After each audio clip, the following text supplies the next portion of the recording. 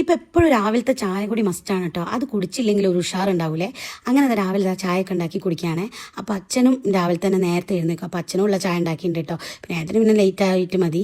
അങ്ങനെ എപ്പോഴേക്കും നിധി അത് എഴുന്നേറ്റ് വന്നിട്ട് ഞാൻ എപ്പോഴായാലും ചായ ഒരു ചൂടോടുകൂടി കുടിക്കണമെന്നിരിക്കുമ്പോൾ ആൾ എഴുന്നേക്ക്. അപ്പോൾ ആൾക്ക് വിശക്കുന്നുണ്ട്. അതാണ് ഈ ഒരു സിഗ്നൽ വായിൽ കയറ്റി കളിക്കുന്നുണ്ടല്ലേ.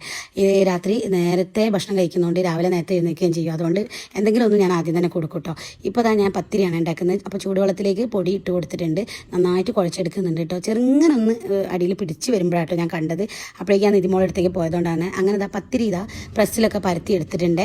അപ്പോൾ നന്നായിട്ട് തന്നെ പത്തിരിക്ക് ആയിട്ട് വന്നിട്ടുണ്ട്. അങ്ങനെ ചായ കുടിച്ചതിന് ശേഷം പിന്നെ അച്ഛനോട് ഉണ്ടല്ലോ. അപ്പോൾ അച്ഛൻ ഇന്ന് എന്തായാലും വീട്ടിലേക്ക് പോകണമെന്ന് 2 ദിവസമായി അച്ഛൻ വന്നിട്ട്. അപ്പോൾ ഇന്ന് എന്തായാലും പോകണം. 2 ദിവസം അവിടെ നിൽക്കുമ്പോഴേക്കും ആൾക്ക് പിന്നെ വീട്ടിലേക്ക് പോകണം. അവിടെ എത്തിയില്ലെങ്കിൽ എന്തോ പോലെയാണ്. അപ്പോൾ നിധി ഇവിടുന്ന് കളിക്കുന്നുണ്ട്. ഞാൻ പോയി വന്നേരം കാണുന്ന കാഴ്ചയാണ് കേട്ടോ. ശ്രീകുട്ടി ഇത് അവിടെയൊക്കെ ക്ലീൻ ആക്കിയിട്ടുണ്ട്. എല്ലാ മിററൊക്കെ നന്നായിട്ട് തന്നെ വൃത്തിയാക്കിയിട്ടുണ്ട്. അപ്പോൾ കൂടെ അനിയത്തി ഉണ്ട് കേട്ടോ. അനിയത്തി കൂടെ തന്നെ നിന്ന് കട്ട സപ്പോർട്ടായിട്ട് അവിടെ നിന്ന് കളിക്കുന്നുണ്ട്. അപ്പോൾ അങ്ങനെ അതാ പിന്നെ വൈകുന്നേരം ആയപ്പോൾ ഞാൻ ഉച്ചയ്ക്ക് ചോറ് ഉണ്ടാക്കുന്ന വീഡിയോ ഒന്നും എടുത്തില്ല കേട്ടോ. ഫുഡൊക്കെ കഴിച്ച് കഴിഞ്ഞാൽ ഒരു ഉറക്കൊക്കെ ഉറങ്ങിയതിൻ്റെ ശേഷം അവരെയും കൊണ്ടുവന്ന് ബീച്ചിലേക്ക് ഇറങ്ങിയാണ്.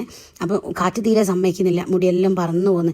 അങ്ങനെ നിധിമോളെയും കൂട്ടി ഞങ്ങളിങ്ങനെ കുറേ സമയം ഇങ്ങനെ കളിച്ചിട്ട് പിന്നെ എനിക്ക് ഈ കടൽ കാണുമ്പോൾ തന്നെ ഭയങ്കര പേടിയാണ്. ഞാൻ അവരെ വെള്ളത്തിലൊന്നും ഇറങ്ങാൻ സമ്മതിക്കില്ല കേട്ടോ. എന്തുകൊണ്ടാണ് പേടിയോണ്ടാണ് എന്താണെന്നറിയില്ല. ഭയങ്കര പേടിയാണ്. തിരമാല അങ്ങനെ അടിച്ച് വരുന്ന സമയത്ത് അത് കാണുമ്പോൾ ഭയങ്കര പേടിയാണ്. പിന്നെ ശ്രീകുട്ടി ഇത് അവിടെയുള്ള ഓരോ റൈഡിലൊക്കെ കയറി കളിക്കുന്നുണ്ട്.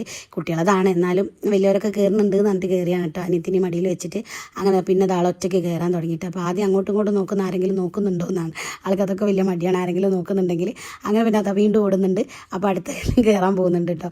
അപ്പോൾ അങ്ങനെ ഞാൻ അതൊക്കെ കഴിഞ്ഞതിന് ശേഷം പിന്നെ അടുത്ത റൈഡിലേക്ക് പോകുന്നുണ്ട്. അപ്പോൾ അതിൽ പിന്നെ അവൾ കയറിയില്ല. അതിൽ കയറണമെന്ന് പറഞ്ഞിട്ടുണ്ടായിരുന്നു കേട്ടോ.